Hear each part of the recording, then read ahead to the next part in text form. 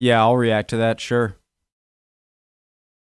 All right, guys. I will I woke up, sorry, very late today. Preemptive like, hope you guys are all doing well. I was contemplating whether to do the illegal in the US but legal in the rest of the world, or vice versa, the opposite for that. And I've decided to do this one first.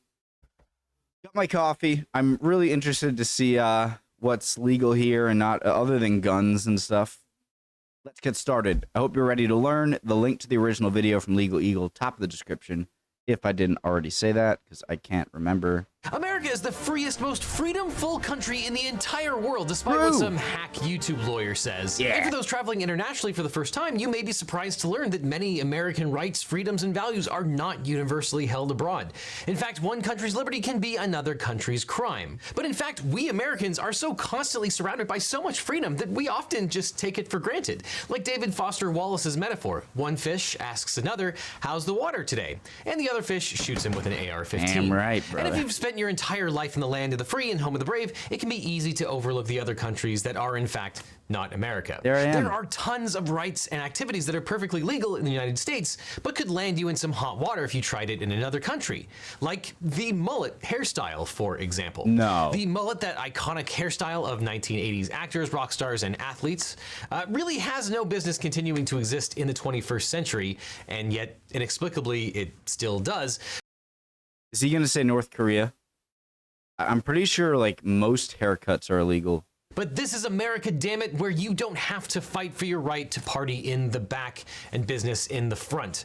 But if you want to cosplay as Joe Dirt or compete in the USA Mullet Championships, yes, that is a very real thing that people do, then it is your right as an American to look like an idiot. In fact, that might be the most fundamental American right that there is. But for certain freedom-hating countries trying to save you from yourselves, the mullet and other crimes of fashion constitute a criminal offense. For example, in 2010, Iran's Ministry of Culture officially said goodbye to mullets, banning the hairstyle for being un-Islamic. In an effort to rid the country of so-called decadent Western haircuts, Iran launched a crackdown on mullets, elaborate spikes, and long hair, because nothing says decadence like the mullet. Now, in years leading up to the ban, police have actually raided barbershops that offer these disfavored hairstyles. After the ban, violators have been subject to fines and impromptu haircuts by the police for violating these standards. Government officials have even gone to hairdressing trade shows to outline what haircuts are legal. Also, in 2021, North Korea launched its own war against mullets and other foreign styles. In an effort to crack down on so-called non-socialist hairdos, the rogue communist country outlawed mullets and spiky dyed hair. Well, I was gonna say, so in Iran, are like mohawk, is it just mullets or anything that's not like just also enlisting the state-run Socialist Patriotic Youth League to act as literal fashion police against the banned cuts. Nose and lip piercings, skinny jeans, and branded t-shirts were also outlawed. And though this is hardly the worst human rights violation of this repressive regime, seems like Kim Jong-un is in no place to prosecute anyone for ridiculous haircuts. Looks nice. And it's not just hairstyles that don't make the cut, pun 100% intended. In the nation of Tajikistan, the secular government has waged a war on beards in an effort to crack down on what it sees as the influence of Islamic radicalism. In the country, only clean-shaven men can get passports, and beards are often forcibly shaved off by police officers. So that's interesting. Is that a holdover from when they were under Soviet control? And obviously Soviets not exactly known for their religious tolerance, just atheism, right? Which I guess I am, so I guess I'd be safe, but I guess that makes sense. So, if you're a hirsute hipster looking to open up that barbershop just for that ironic beard and mustache, you'll have to look outside of Tajikistan. I could gentrify obviously, this. you've already set up shop in Williamsburg anyway. But just because it's legal to get a really terrible haircut in the United States doesn't mean that you won't be subject to a good spanking. Unless you're outside of the United States. Because when it comes to raising children, there's a fierce debate as to whether parents should spank their kids. Some parents live by the adage, use your words, not your hands, while other parents, particularly those influenced by older generations, live by the biblically inspired aphorism, spare the rod, spoil the child. But as a strictly legal matter, here in the grand old US of A, Spare the rod, spoil the child. spoil the child. Discipline is necessary for good upbringing, as in she lets Richard get away with anything, spare the rod. You know, this adage appears in the Bible and made its way into practically every proverb collection. It originally referred to corporal punishment. It is still quoted, often to shorten form, and today does not necessarily mean physical discipline. But as a strictly legal matter, here in the grand old US of A, the right to spank your kids shall not be infringed. In fact, the use of corporal punishment on one's own children, defined as spanking, paddling, or other forms of physical punishment to correct misbehavior, is protected by law in all 50 states plus the District of Columbia. Now, for misbehavior on one's own children, defined as spanking, paddling, or other forms of physical punishment. That is way too vague. Paddling, too? Look, I've never had kids. I wasn't spanked growing up. Maybe I should have been. I don't know. But you're going to leave it that vague? Just Corporal punishment on one's own children, defined as spanking, paddling, or other forms of physical punishment. Other forms of physical punishment. Adrian Peterson. To correct misbehavior is protected by law in all 50 states plus the District of Columbia. Now, for those of us whose parents spanked us as kids, that probably doesn't surprise you. What might surprise you in most of the United States is that it remains perfectly legal for teachers to paddle children in school, and not just in Springfield Elementary School. All right, I'm for that. That's a paddling. Looking out the window. That's a paddling. In fact, in 1977, the Supreme Court upheld the constitutionality of school spankings. In Ingram versus Wright, the court ruled 5-4 that paddling children in public schools did not violate the Eighth Amendment's ban on cruel and unusual punishment. As a result, the Supreme Court left it up to the states to decide whether to allow spanking in educational settings or to ban it. Oh, yeah! And today, 19 U.S. states still allow public school personnel to use corporal punishment from preschool to the 12th grade. And for private schools, corporal punishment remains legal in every U.S. state except New Jersey and Iowa. But outside the United States, there has been a clear trend, not merely to dissuade parents from spanking children, but to actually make the practice illegal. In 1979, Sweden became the first country to explicitly ban spanking. This was wildly controversial at the time, sparking contentious debate about parental rights versus state responsibilities. And some Swedish headlines at the time included, quote, "Swedes have gone mad and the government takes charge of parenting in Sweden." But over the past 4 decades, the trend against spanking has been on the rise all over the world. In fact, according to the American Spanking Institute, in conjunction with Mothers for Hand Smacking, I'm just kidding, I made both of those just up. You gotta stay on your toes. No, I mean, according to the Global Initiative to End All Corporal Punishment of Children, a total of 63 countries have made smacking children illegal in any setting. Prohibited in all settings. Government committed to full prohibition.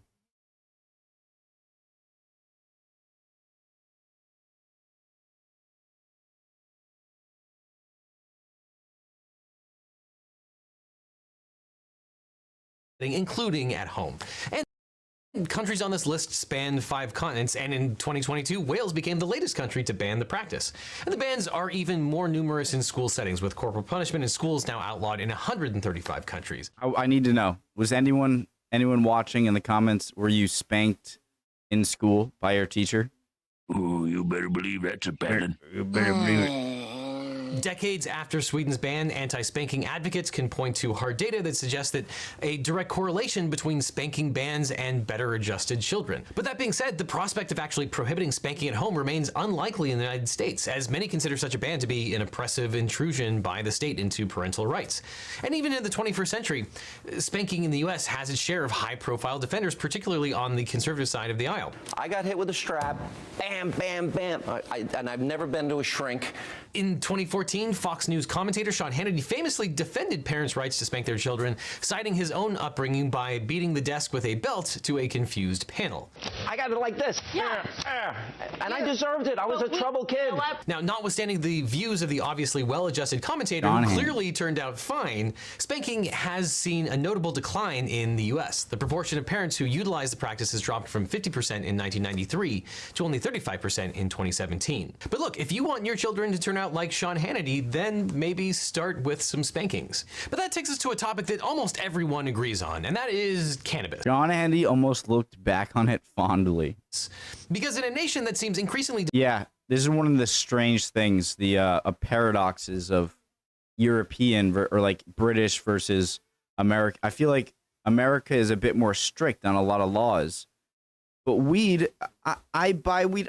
I can drive 15 minutes into a store like you're going in a liquor store, show your ID, you're 21, buy all you want. Divided on almost every single issue, one of the few areas of bipartisan agreement is the embrace of legal marijuana. Now, although cannabis remains illegal under federal law, the feds have allowed states to experiment with their own loosened restrictions because, well, I'll let John Mulaney explain that one. With weed, it was just something we wanted really badly, and we kept asking them for 40 years, like, excuse me. And then suddenly the government became like cool parents, and they're just like, okay, here, take a little. We'd rather you do it in the house than go somewhere else, blah, blah, blah, blah, blah. With that being said, Customs and Border Patrol works tirelessly to prevent drugs from entering this country. Like the time that they celebrated the interdiction of this massive haul of drugs from entering American shores. Thank you for your service. But as of 2022, recreational marijuana is currently legal in 18 states, DC and Guam. 31 states plus DC have decriminalized low-level offenses, and a whopping 37 states allow it for medical use. With public support for full legalization standing at a record 68%, Americans certainly have come a long way since the days of reefer madness. Innocently they dance, innocent of a new and deadly menace lurking behind closed doors. Marijuana, the burning weed with its roots in hell. You're gonna die. I've just been like, how is alcohol legal but weed isn't? It like what? It impairs you more than weed does. It is more damaging to your body than weed is. And to anyone, like some people say like weed isn't unhealthy. It's more healthy than cigarettes, I would say, but any sort of, and by the way, I use it, right? So I'm not saying like I am quite any smoke going in your lungs is bad for you, right? But it's not as bad as cigarettes for sure. But you know, alcohol legal. How is that? But try to take that wacky tobacco outside of our borders and you could find yourself in severe legal jeopardy. In fact, in a handful of countries, possession of cannabis could have you staring down a hangman's noose. And this disparate legal treatment of cannabis abroad was recently put on display following a high-profile detention in Putin's Russia. In February 2022, U.S. women's basketball superstar Brittany Griner was arrested after customs authorities claimed to have found a cannabis vape oil cartridges in her carry-on bag. But given that Griner's arrest came days before Russia invaded Ukraine, some have speculated that the Kremlin arrested Ms. Griner to pressure the U.S. and others to not stand in the way of Putin's invasion. To that point, Russia has been known to falsify drug charges against critics in the past, so it's certainly not out of the realm of possibility that the same happened here. I guess she should just consider herself lucky that she wasn't poisoned with a radioactive substance. But while a few Well, she wasn't a political threat. She was a bargaining chip. dozen countries have relaxed restrictions on the plant, the recreational and medical use radioactive substance. But while a few that was like plutonium or something like that. That's horrific. Or is that ricin? What was that like assassination plot where I think it was a Soviet guy or American guy, some spy. I think it was had like an umbrella at the tip that had some ricin in it that he poked someone in a crowd. And anyways, so legal is blue, illegal but decriminalized, illegal but often unenforced, illegal. Okay, so in all of Africa, wait, what about Jamaica? Jamaica's illegal?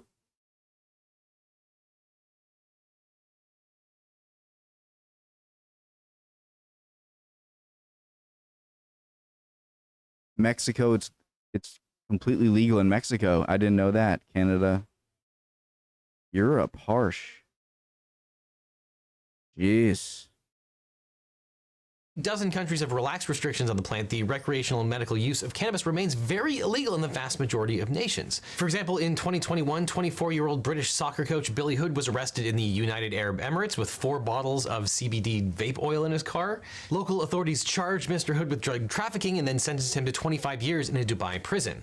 Mr. Hood's sentence was then reduced to 10 years on appeal, but he remains incarcerated. In 2013, Egypt executed Charles Raymond Ferndale, a 74-year-old British citizen, for allegedly smuggling 3 tons of hashish, which Ferndale insisted until his death that he had been tricked into doing by third parties. In 2021, Singapore sentenced Omar Yaqub Bamadhaj to death for bringing at least 2 pounds of cannabis into the country in 2018. And like Ferndale, his lawyers also argued he did not knowingly bring drugs into the country. Though despite America's comparatively looser pot restrictions, America still has over 40,000 people in jail for marijuana offenses.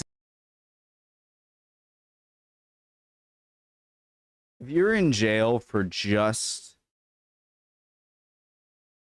like you're pulled over and there was a pipe, like you're not even high, like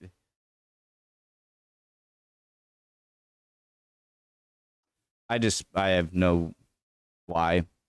Is something that absolutely requires fixing. And even with these disparities, at the very least, though, toking up the United States will not result in the death sentence. But that's something that you can change in America because you have the right to vote. But you also have the right to not vote if you don't want to, because while millions of Americans stand up every election day to have their voices heard, millions of Americans also choose to sit down, stay home, and deliberately not vote at all. If I were registered to vote, I'd send these clowns a message by staying home on election day and dressing up like a clown. Now, it might seem obvious to say that you have the right not to participate in American elections, but it might surprise you to learn that staying home on election day is actually illegal in over 24 countries.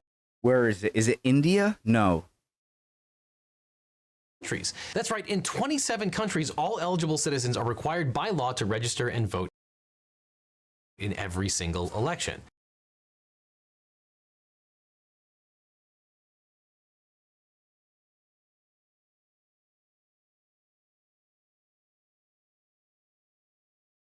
Countries having no elections. 2 of them. Saudi Arabia, China. And then there should be another color key, one more, that's like countries that say they have voting, but really there are no elections, like Russia, Iran,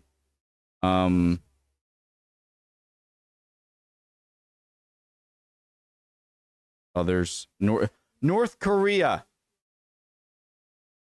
Yes, they have voting. Though several countries like Chile, Italy, and the Dominican Republic that previously adopted mandatory voting have since abandoned the practice.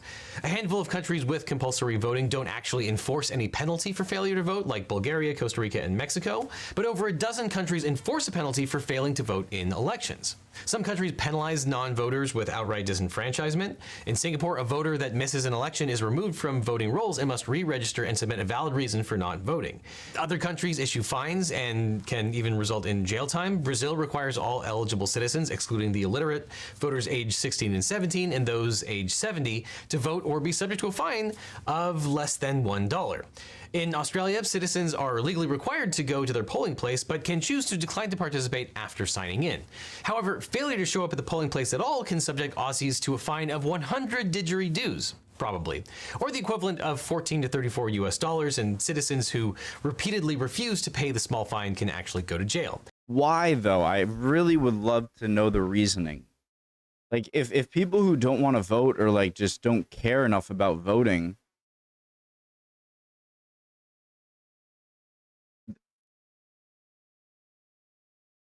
how does that help the democratic process at all? If they're just like, all right, fine, I would love to know the reasoning.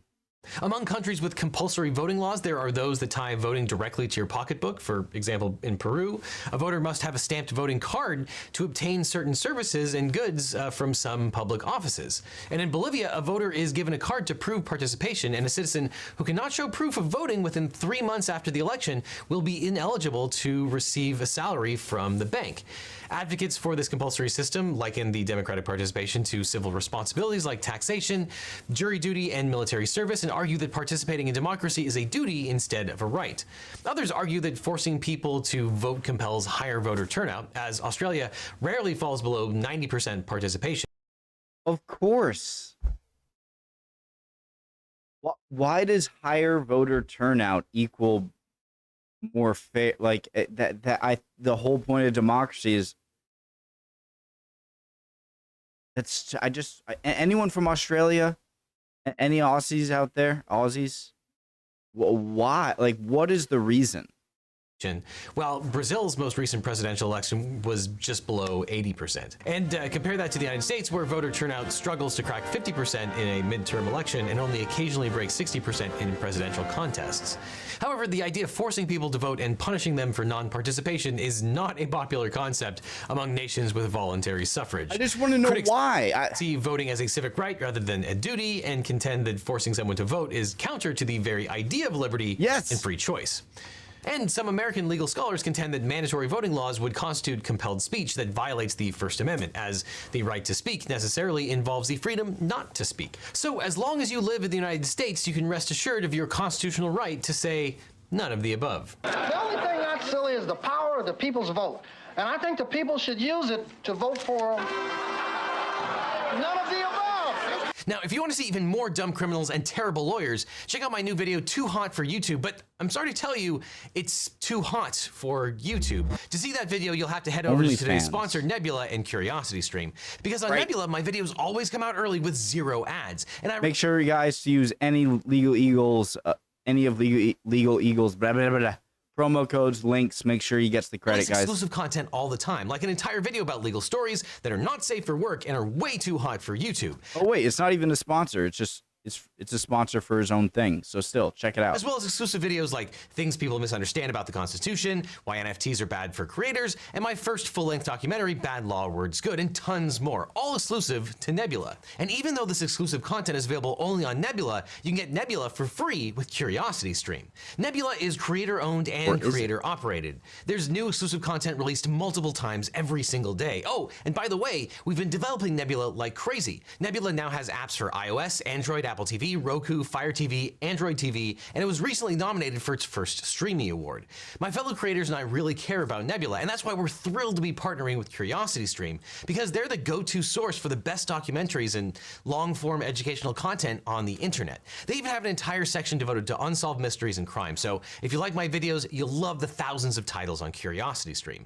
And the best way to get access to Nebula and all the incredible content is through the amazing CuriosityStream Nebula bundle deal with its current sales price of less than $15 a year to get full access for both sites. And to be clear, that Nebula subscription is not a trial, it's free for as long as you're a CuriosityStream member. There just isn't a better deal in streaming where you get access to 2 great streaming sites with content that you'll actually watch and enjoy for less than $15 a year, but only at the current sales price. Can I react to them? And what's more, signing up will actually help countless independent educational creators beyond just Legal Eagle. So sign up now by clicking on this button that's on screen right now, or you can click on the link that's down in the description. It's a great way to support educational content and get tons of exclusive content you'll actually love. So click on the link right now. And after that, click on this playlist over here for more Legal Eagle. So click here, or I'll see you in court. This guy must be loaded, by the way. He's a obviously very good lawyer. I'm sure he gets a lot of money from that.